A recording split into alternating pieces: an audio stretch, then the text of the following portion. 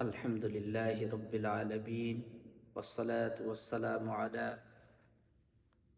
سيد الأنبياء والمرسلين أما بعد فأعوذ بالله من الشيطان الرجيم بسم الله الرحمن الرحيم إنما يوفى الصابرون أجرهم بغير حساب وقال رسول الله صلى الله عليه وسلم كل عمل ابن آدم يضاعف الحسنات بعشر أمثالها إلى 700 ضعف إلا الصوم فإنه لي وأنا أجزي به يضع شهوته وطعامه من أجلي إلى آخر الحديث الشريف الحمد لله সম্মানিত মুমিন মুসলিম ভাইরা, আল্লাহ রব্বুল আলমিনের অসংখ্য প্রশংসা ও শুকরিয়া যে আল্লাহ তাআলা আমাদেরকে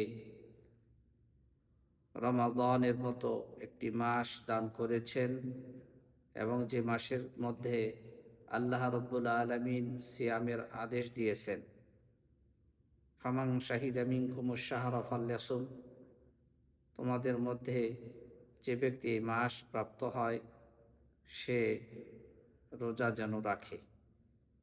এজন্য এই মাসের প্রধান বিধান হলো, প্রধান হুকুম হলো সিয়াম আদায় করা, সিয়াম পালন করা। আর এই সিয়াম প্রসঙ্গে আল্লাহ রাব্বুল আলামিন সিয়ামের পুরস্কার সম্পর্কে অন্য আয়াতের মধ্যে আল্লাহ বলেছেন, ইন্নামা ইউওয়াফাস সাবিরুন আই আস-সাইমুন আজরাহুম বিগাইরি হিসাব। যারা ধৈর্যশীল অর্থাৎ যারা রোজা রাখার মাধ্যমে ধৈর্যের পরিচয় দেয়, তাদের বিনিময় পুরস্কার একমাত্র আল্লাহ রাব্বুল আলামিনের পক্ষ থেকে তাদের একমাত্র পুরস্কার হলো অগণিত পুরস্কার, অসংখ্য পুরস্কার। আল্লাহ রাসূল সাল্লাল্লাহু আলাইহি ওয়াসাল্লামের হাদিস থেকেও এই আয়াতে কারিমার তাফসীর সুস্পষ্ট হয়ে যায়। আল্লাহ রাসূল ইরশাদ করেন, কুল্লু আমালি ইবনি আদম, প্রত্যেকটি আদম সন্তান, ইউদাআফুল হাসানাতু বিআশরি আমসালিহা, তাদের নেক আমলের প্রতিদান তাদেরকে 10 গুণ দেওয়া হয়, ইলা 700 জিরফ, এবং সর্বোচ্চ 10 থেকে নিয়ে 700 গুণ তাদের নেক আমলের প্রতিদান আর সওয়াব তাদেরকে দেওয়া হয়।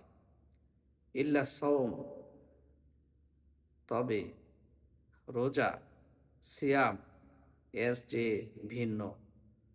ক্বালা আল্লাহু তাআলা আস-সাওমু লি, আল্লাহ পাক বলেন যে সওম, রোজা, সিয়াম এটা হলো আমার জন্য। ওয়া আনা আজিজি বিহি, আর এই সিয়ামের প্রতিদান আমি নিজে দিব, এই সিয়ামের প্রতিদান আমি নিজেই। ইয়াদাউ শাহওয়াতাহু ওয়া তুআমাহু মিন আজলি, এজন্যই যে তারা তাদের খাহেসাতকে এবং তাদের খানাপিনাকে তারা একমাত্র আমি আল্লাহর ওয়াস্তে, আমি আল্লাহর জন্যই তারা পরিহার করে, ছেড়ে দেয়। এরপরে আল্লাহ রাসূল বলেন, লিসাইমি ফারহাতান, ফারহাতুন ইনদা ফিতরিহি ওয়া ফারহাতুন ইনদা লিকাই রাব্বি, যে যারা রোজাদার হবে তাদের দুইটি খুশির সময়, আনন্দের সময় রয়েছে। একটি হলো সারাদিন রোজা রাখার পরে এভাবে ইফতারকে সামনে নিয়ে ইফতার করার সময় তাদের এক আনন্দ, এক খুশি, যে সারাদিন আল্লাহর হুকুম পালন করছে, এখন তারা আল্লাহর হুকুমেই আবার কি করবে, তারা ইফতার করবে।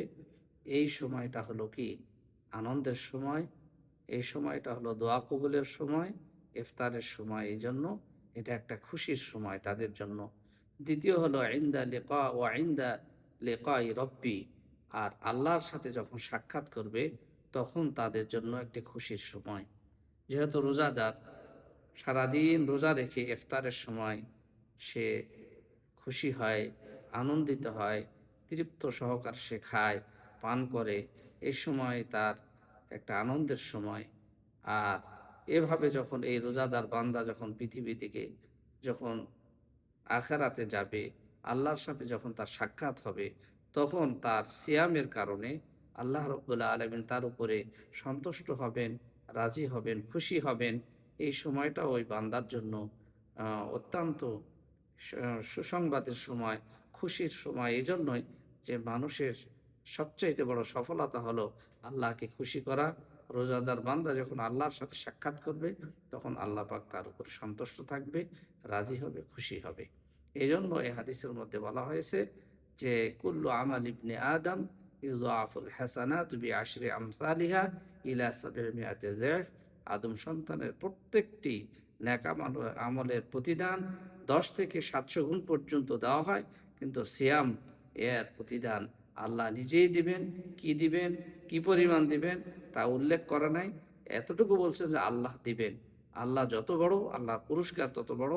অর্থাৎ বান্দা যেমন আল্লাহকে খুশি করার জন্য সিয়াম পালন করে, ঠিক আল্লাহও বান্দার উপরে রাজি হয়ে যাবে, খুশি হয়ে যাবে, সন্তুষ্ট হয়ে যাবে। এর চেয়ে বড় প্রতিদান আর কিছুই হইতে পারে না। এই জন্য আমাদের উচিত আমরা আল্লাহ পাকের যে মহান হুকুম ১ মাস সিয়াম, এই সিয়াম আমরা যথাযথভাবে আদায় করব, পালন করব। সিয়ামের অনেক ফজিলত, অনেক ফজিলত। এমনকি রোজাদার বান্দা আল্লাহর কাছে এতটাই প্রিয় হয়ে যায় যে হাদিসের শেষে বলা হয়েছে, ওয়ালা খলফু ওয়ালা খলফু ফামিস সাইমি আতয়াবু ইনদাল্লাহি মির রিহিল মিস্ক।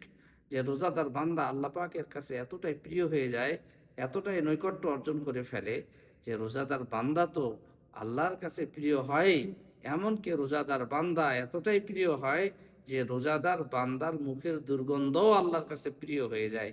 এর দ্বারাই বোঝা যায় যে তার যেটা কি মূলত, যেটা তার হলো কি দোষ, যেটা হলো তার জন্য আম, এভাবে অপ্রশংসনীয়, যেটা তার জন্য একটা কি অত্যন্ত এরকমভাবে দর্শনীয় বিষয়, মুখের দুর্গন্ধ, সেইটা যদি আল্লাহ পাকের কাছে প্রিয় হয়, তাহলে যেইগুলি তার মূলতই কি গুণ, সিয়াম পালন করা, আল্লাহর বিধান পালন করা, আল্লাহর মহব্বত লালন করে সকল প্রকারের খানা পিনা এবং খাহেসাতকে পরিহার করা, গুনাহকে পরিহার করা, এভাবে এটা তো তার মূল গুণ। একজন সায়েম, একজন রোজাদার ব্যক্তি যখন এভাবেই আল্লাহকে খুশি করার জন্য সিয়াম পালন করে, তখন সে কি পরিমাণ আল্লাহর সন্তুষ্ট অর্জন করে, এই হাদিসের এই অংশ থেকে সুস্পষ্ট হয়ে যায় যে মুখের দুর্গন্ধও প্রিয় হয়ে যায় রোজাদারের।